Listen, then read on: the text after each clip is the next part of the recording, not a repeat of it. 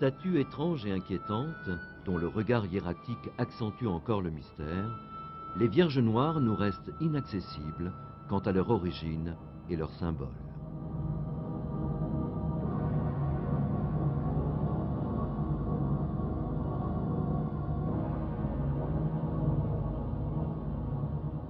Les Vierges noires, c'est un type de statue tout à fait particulier, puisqu'elles ont commencé à apparaître à la fin du XIe siècle, elles ont disparu à la fin du XIIIe siècle.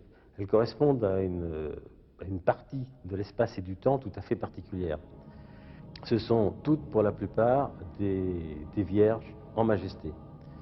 C'est-à-dire, c'est la représentation traditionnelle de la Vierge lors de l'adoration des Mages qui tient son enfant dans son giron.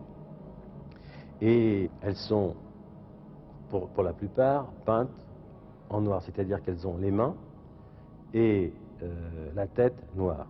Mais c'est extrêmement compliqué parce qu'on s'aperçoit quand on fait une étude sérieuse que se sont croisés deux types d'informations. D'un côté, on a des statues qui, à l'origine, étaient blanches, comme celle de Marsa, qui a été peinte, parce que c'était la mode de l'époque, en vierge noire.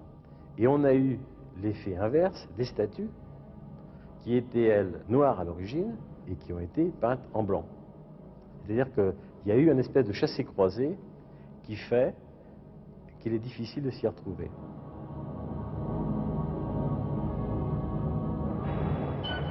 Les Vierges noires nous entraînent dans un profond